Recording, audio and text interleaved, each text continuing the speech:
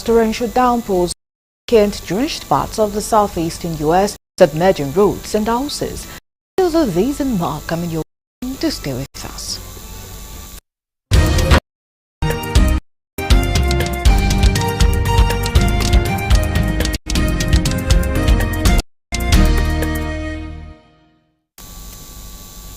Many thanks for joining us at this time. Now details of the news.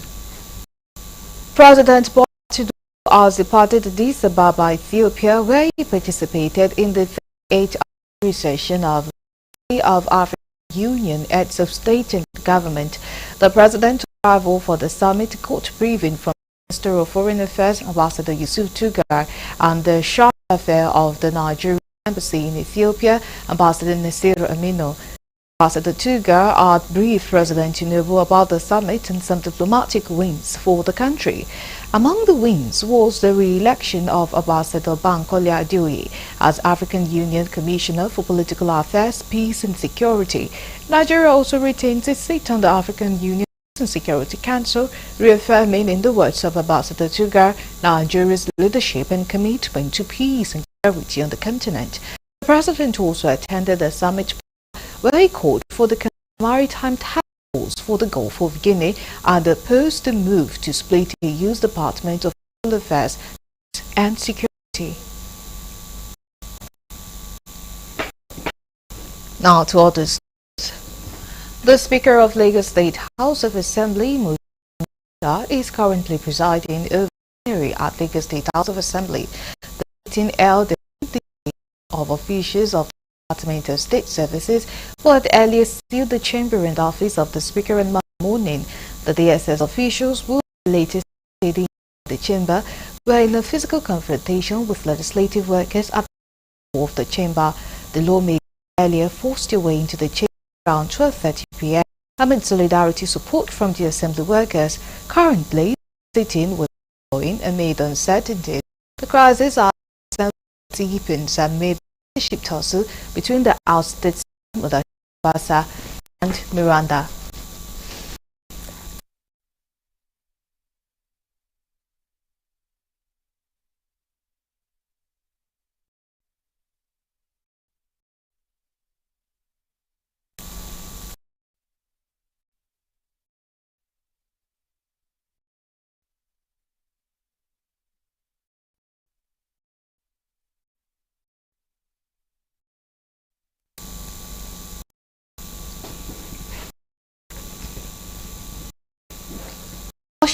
Caucus in the 10th House of Representatives has condemned the attempt by the SAC local government council officials to reclaim office despite a standing Court of Appeal ruling against their arrangement. Speaking on behalf of caucus in Abuja and backed by other members, Bamide Alam expressed concern over the breakdown of law and order in Osun State, made their commitment to upholding democratic principles rule of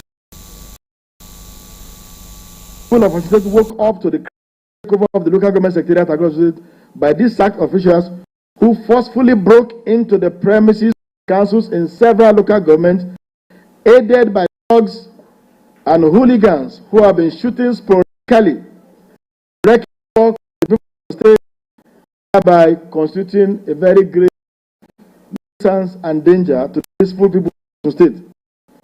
Sadly, this has been perpetrated with the support of some security personnel relying on a non-existent judgment.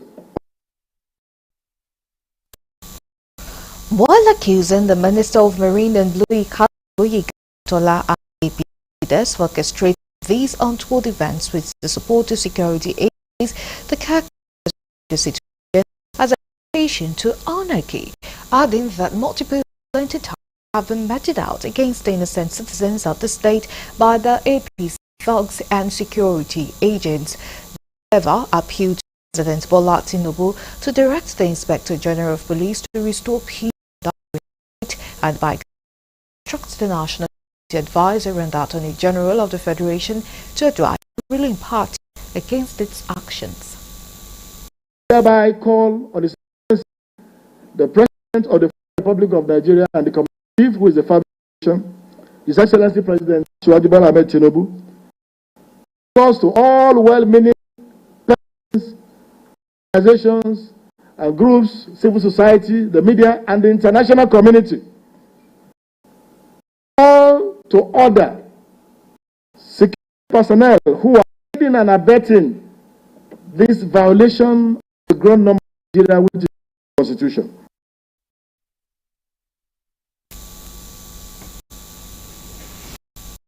Still on that story, stakeholders of All Progressive Congress APC in Osun State are allegations the Minister of Marine and Blue Economy Gboyega Oyetola was plotting to advise the state.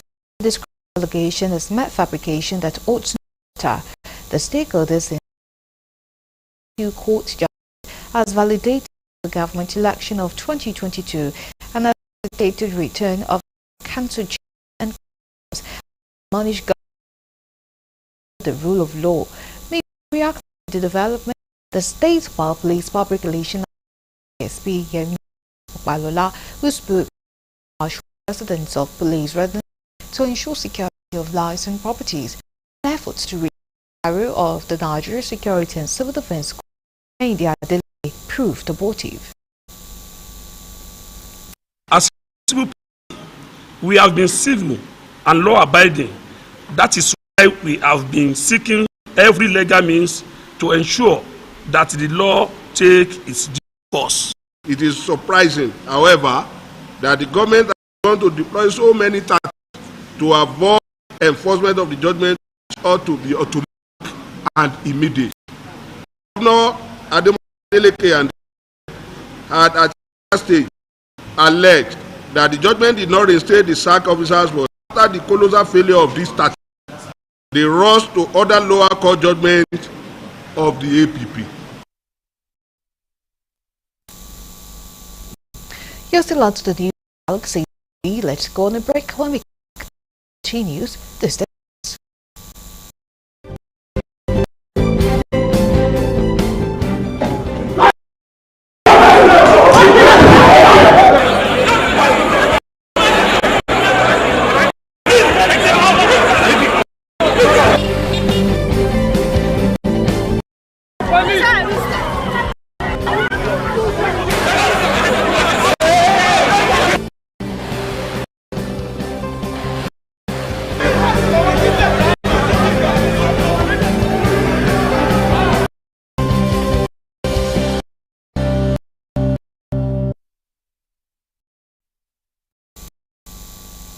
Many thanks for staying with us. Now, for more updates and latest news, please visit our website www.galaxytvonline.com.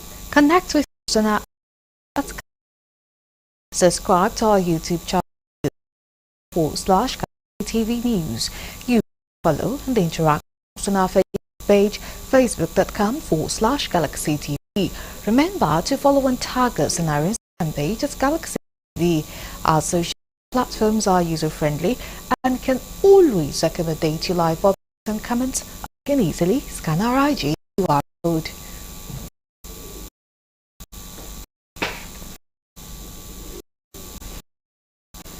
Delta State Governor Sheriff Oborevwori has charged all nationals operating in the Delta region to forward working with communities.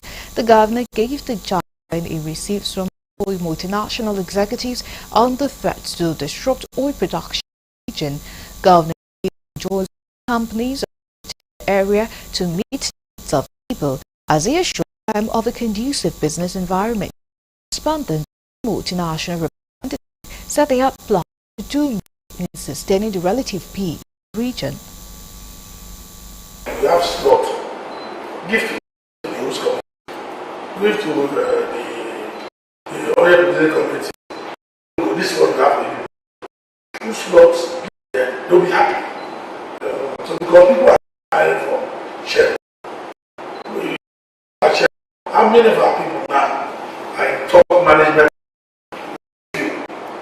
So we want people to be at the top management position.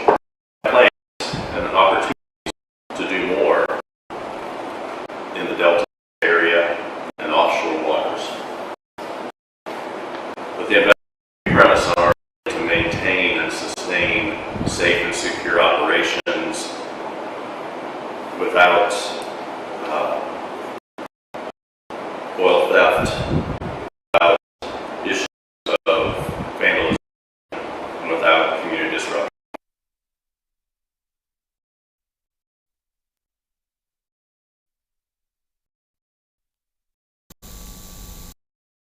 Senator calls for an investigation into allegations of NGO sponsoring terrorism in Nigeria. The call came after United States Congress Court accused the United States Agency for International Development (USAID) of financing terror groups like State and Al-Qaeda, including their local affiliates such as Boko Haram. The controversial advisory was to the U.S. government, but accused of illegally interfering with the work of several government agencies, including USAID, which to stop all its operations globally. Now, joining us to analyze this is Martin Morgan, a public affairs analyst. Good evening, and thank you so much for joining us on Galaxy TV News. Good evening. It's nice hearing from you. And just like what we're talking about, I've been arranging discussion going on for a long time. Because, all right, thank you so much. The U.S. recently stopped the to Nigeria on the premise that Nigeria is the grant to foster terrorism. How do you react to that? What's your take on it? Narrative here, the optic of the narration is a little bit wrong. Nigeria is not financing terrorism. Rather, what we're trying to say is that may be a allegation that some of them that at agency and insecurity.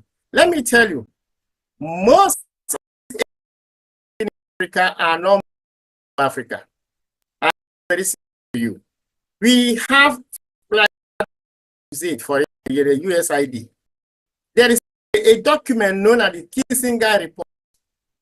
Kissinger Report of about the security and the duty. Somebody support Americans to the Nigeria and the Third World. The report was published in 1974. And the American interest supersedes everything known as the National Security Study report of 200 by Kissinger. So what we can now say there is that the idea there's American interest in Third World countries or Nigeria is to render a lot of a high-level instability through proxies. You and I have been hearing why is going on some of this, but we need to really understand that the for humanity is different for the economic thing. This is what we should outline. Don't allow yourself to be deceived that the aid is going to aid you. How did Al-Qaeda spread up? Al-Qaeda spread up. They started with some of this aid from the other side. So we should be able to tell us Nigeria is no. If Nigeria is promoting, the narrative is wrong. Rather, they have some proxies who are now using this to create a lot of instability in the country. So there will be starvation, there will be hunger, there will be unrest, there will be developmental or social harm. So that they keep narrow. So for me, like I said, the multinational complicity, the American interest supersedes any other. I know that I've been on most of this field, but let me be very sincere to tell you that it's meant to help in humanitarian vulnerability. It's just unfortunate that we find ourselves in a country where a poor art of governance and institutions are not strong. There's a lot of asset deficit that are not been able to help us to really understand, yes, that this is what we really want. So prioritizing U.S. interests over Nigeria is based on their own rights. Right. See the devastation the multinational companies are doing in the Niger. I'm telling you that the American interest is not there, so they're not helping us. They have some proxies they work with. Just unfortunate that we find. Please, I will advise that security report study by Kissinger in 1970. Many successive administrations have used it to devastate us. But Trump came in and said that USAID is a group of guys, and a corrupt center, which they have been understand. And like this man said, like coming out to tell us that the Nigerians are using the money funded, it can be by their proxies. But the question we keep asking ourselves is that, so how are they getting the supplies and ammunitions? Because if with our own rich resources, oil, gas, and natural deposits, stable, the Americans and European countries will have anything to do to keep the crisis using some of the proxies. I keep on repeating it. So they should be able to tell us that the government is no. They may have their proxy, agree, but then we need to strengthen our own institution. So we have to understand that the gravity, the weight of the accusation is quite big. So what evidence do you think that convince them of their claim? What evidence do you think they have to that claim? Well, you know, this type of claim is that, let me be very frank with you. Each embassy or high commission in your country, they work on intel. They have their agents who are intel. Some of the program managers, they are as intelligent as. So they are now based on this type of things. It's a very weighty allegation. It's not only Nigeria alone they are talking about. They are even some of this area of, you are having a high level of instability. That's what they are doing. Now the question is that how do we prove ourselves that no, that is not the allegation that they have their process? It's the issue of half a dozen, 6. How do we put it through? It's a very difficult diplomacy that we are here to reach. The crisis we are having in third war is the interest of the West. I'm telling you, Nigeria with our own resources, we don't need foreign that we've aid. become too dependent on this foreign aid. But in a sense, do we as a nation depend on this foreign aid to fund our project? And what do you think we can strengthen our economy? To be strengthened by diversification. Our economy needs to be strengthened by strong institutions. Here, in terms of the judiciary, are being more penalized than the interest of how the institution ought to be. There are too many sacred cows in the system, stronger than the institutions. Therefore, we are finding when there are some of these weighty allegations, it will be by maybe political reason, ethnic reason, religious reason. But let me be very, very clear that most foreign NGOs you see operate even in Nigeria, they have their own component interests. The vulnerability is what you are creating, what we call demand creations in economics. They make you to feel that we want to come and help you. We are not helping you. The West Brentwood Institution, Bank, and the IMF, they are not meant for Africa. So if you put all those elements to that 8, but the issue there is how do we do our accountability, for instance, in malaria, tuberculosis, HIV, and other diseases that we manage that they are supporting. It's just that some of these program managers who are indigenous program managers, they become rich and fatter than they are managing. That is the problem we have. No proper what we call PSAMS accountability in the project. They cook a lot of books. They should be able to tell us. So for me, Trump comes to that type of situation.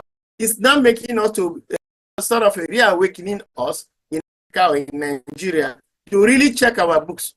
Let us start asking all the program managers, malaria, tuberculosis, AIDS, HIV, and neglected polio and the vaccines, and they should come and give us a proper accountability what they have done funding. That's the question asking ourselves. Then, is this insecurity in Nigeria taking so much over a decade? These are some of these posed questions we are supposed to ask. If the congressman is saying so, because Trump has come, it's for us to now look back into our book and readdress our situation. We need to really be more. Really, thank you so much for contributing to our news at this time. Thank you so much for joining us. Thank you very much. My pleasure. All right, that's Dr. Martin Morgan, a public analyst. Now, on to other stories.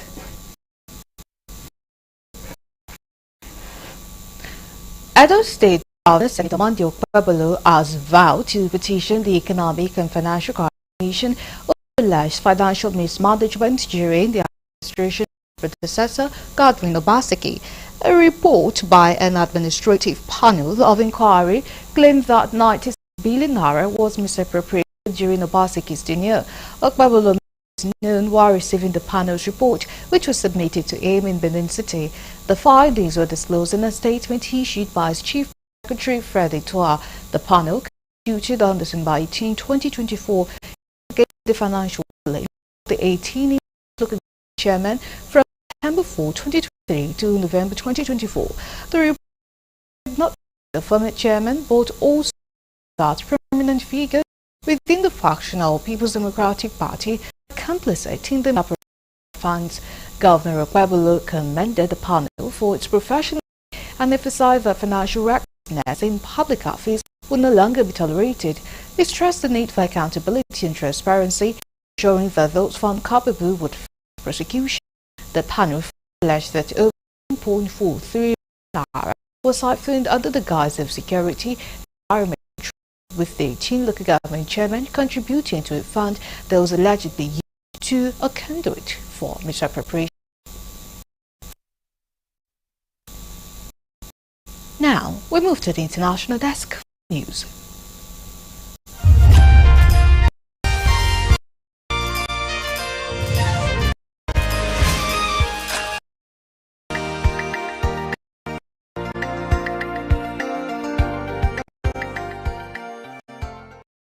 This is news from the international scene.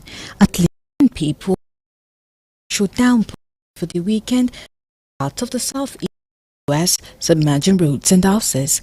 Kentucky Governor Andy Beshear, 9 people have died in the state after an emergency declaration. About 1,000 people stranded in floodwaters are rescued. The other death over the weekend was in Georgia, where a man lying in his was struck by an uprooted tree that crashed into his home. Kentucky, Georgia, Alabama, Mississippi, Virginia, West Virginia, and Carolina were under some type of storm-related alert over the weekend. Almost all of those states also suffered catastrophic. Almost all of those states also passed through emergency from Hurricane Helene. Hundreds of thousands of homes and power, a number tens of thousands early on Monday. Some parts of Kentucky received up to 6 inches of rain. National Weather Service resulting in widespread issue. The rapid influx of rain river levels quickly and tried of water. Those who died in the state, mother and a 7-year-old child and a 70-year-old man.